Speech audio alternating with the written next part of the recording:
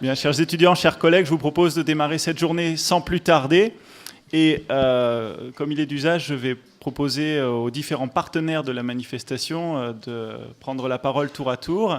Et je salue et remercie d'ores et déjà l'équipe de l'inspection académique régionale, qui sera représentée ici par Marie-Laure Jalabert et Catherine Vercueil, pour le soutien que l'Académie apporte régulièrement à cette journée de formation depuis plus de 10 ans maintenant. Donc je vous cède la parole. Merci.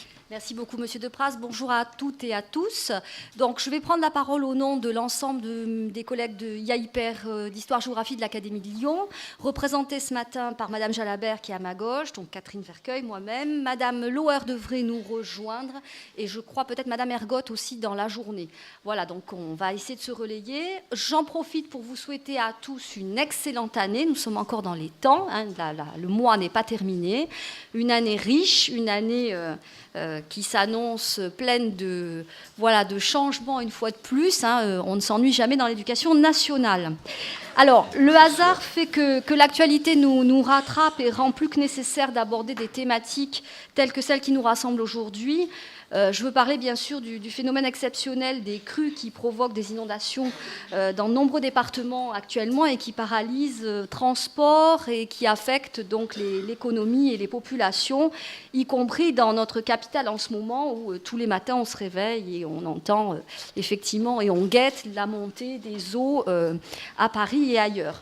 Cette journée thématique s'inscrit désormais dans une pratique rituelle de partenariat entre l'APAG et l'Académie de Lyon, qui chaque année, depuis 10 ans, hein, c'est quand même 10 ans de partenariat, je tenais quand même à le préciser, alterne chaque année une journée d'histoire, une journée de géographie, et cette année, c'est la géographie pour notre plus grand plaisir.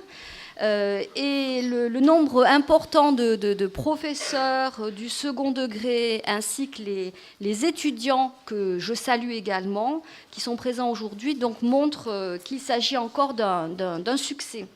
Ce succès, il repose en grande partie sur l'articulation entre la recherche, la formation et la didactique. Et c'est bien sûr l'objectif de ces journées de la PAG. Je remercie vraiment les organisateurs chaque année de tenir compte aussi de nos propositions, de nos remarques, de ce que l'on peut voir sur le terrain et des besoins des enseignants pour adapter au mieux et en fonction des éléments de la recherche proposer des interventions de grande qualité.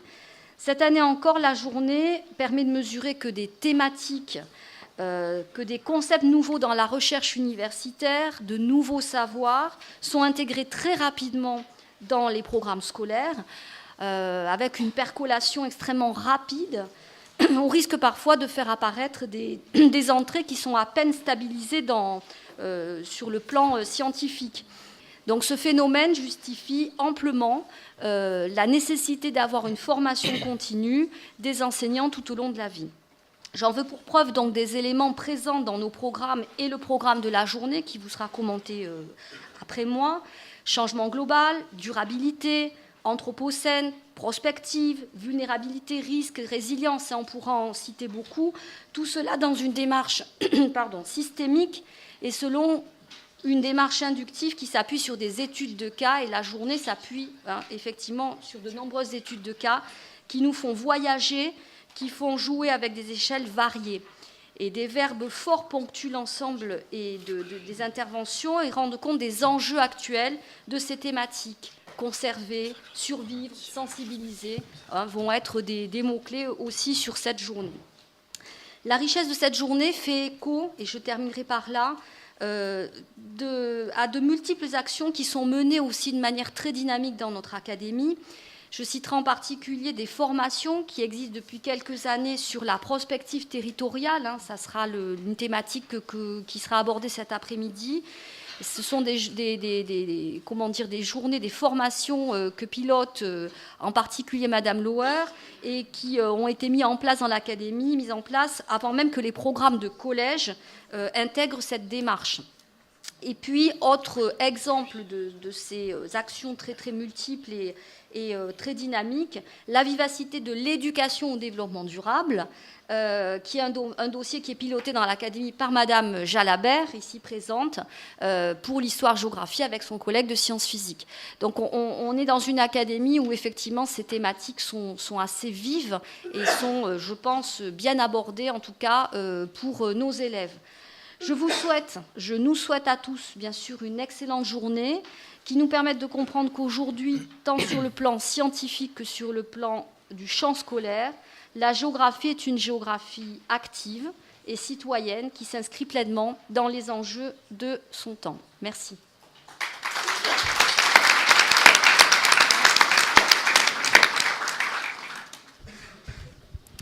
Merci beaucoup, Mme Vercueil et l'ensemble de l'équipe de l'inspection académique régionale. Pour ma part, je serai beaucoup plus bref, tout simplement parce que cette année constitue un moment un peu charnière. C'est un passage de relais au sein de l'APSG régionale de Lyon. En effet, voici maintenant 10 ans, Mme Vercueil l'a souligné, que ces journées sont organisées et je me réjouis effectivement de la solidité de ce partenariat qui a fait ses preuves auprès des collègues du secondaire, certes, mais aussi auprès de notre public universitaire, puisque c'était notre point de départ. Nous avons toujours voulu associer formation initiale, formation continue et recherche universitaire. Donc c'est vraiment un point de rencontre qui est relativement peu fréquent, il me semble, en tous les cas, qui est clairement nécessaire pour permettre à la fois aux collègues du secondaire de se mettre à jour sur un certain nombre de champs de connaissances qui leur sont demandés dans le cadre de leur pratique d'enseignement, et pour nos étudiants, bien sûr, pour être au plus près des questions qui leur seront imposées dans le cadre des programmes du secondaire et de leur futur métier d'enseignant. Donc cette articulation, effectivement, je m'en félicite. Je souligne, bien sûr, qu'elle est également permise par des moyens qui sont mis à disposition par le rectorat, par l'APSG et par l'Université Lyon 3, qui nous accueille encore aujourd'hui. Alors, un passage de relais, je le disais, tout simplement parce que j'ai cédé cette année la présidence de l'APSG à ma collègue Virginie Hollard, maître de conférence à l'Université Lyon 2, et c'est donc à elle que je propose de céder la parole maintenant pour parler au nom de l'APSG. Merci. Merci Samuel. Bonjour à tous. Donc, je tiens d'abord à remercier Samuel Depraz de la confiance qu'il m'a faite en me proposant de le relayer dans cette fonction de responsabilité de la régionale de Lyon pour la PSG. Donc je débute dans cette nouvelle fonction et puis je vais juste me présenter à vous et puis je ne serai pas longue parce qu'il faut présenter surtout la journée et puis laisser la parole aux intervenants. Donc je suis effectivement maître de conférence en histoire ancienne à l'Université Lyon 2. Et j'ai d'abord connu Samuel parce qu'on a travaillé ensemble sur la mise en place du Master MEF en forte collaboration entre Lyon 2 et Lyon 3. Et ce travail en commun, effectivement, nous a montré qu'on était tous les deux très sensibles à une des raisons qui m'a fait accepter cette proposition de prendre sa suite à la PSG de Lyon. C'est cet intérêt que nous portons aux liens et au renforcement des liens entre l'enseignement secondaire et l'enseignement supérieur, entre la pédagogie et la recherche, qui nous semble, je crois, à tous les deux, et c'est là, je pense, un élément fort qui va faire la transition entre lui et moi, c'est effectivement qu'on travaillera dans la même optique de constamment, avec un partenariat fort avec, évidemment, les IAIPR, qui sont charnières dans cette collaboration entre le secondaire et le supérieur, vraiment sans cesse rappeler que le métier d'enseignement se nourrit continuellement de la recherche, aussi bien quand on enseigne à des collégiens et des lycéens que quand on enseigne à des étudiants. Et ce lien-là, je crois que la PSG peut vraiment être à ce titre, et l'a été et continuera, j'espère, de l'être, un laboratoire d'expérience et de manifestations, dont j'espère qu'elles deviendront toutes des pratiques rituelles, parce que j'aime beaucoup les pratiques rituelles.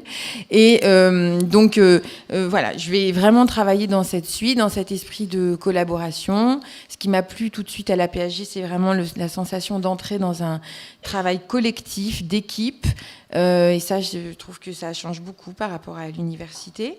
Et ça fait du bien. Et donc, je suis contente que lors de ces journées, eh bien, tout le monde soit présent, c'est-à-dire des étudiants qui se destinent à être de futurs enseignants, des enseignants du secondaire, des enseignants du supérieur, des enseignants-chercheurs, les IAIPR, et tout ça vraiment dans un esprit de collaboration et dans l'idée qu'on fait à peu près le même travail, c'est-à-dire qu'on enseigne, qu'on transmet des savoirs, et que ces savoirs, on se doit de constamment les actualiser au regard de l'avancée de la recherche scientifique dans nos disciplines. Voilà, donc je passe la parole du coup à Étienne Cossard qui va présenter le programme détaillé de la journée. Merci.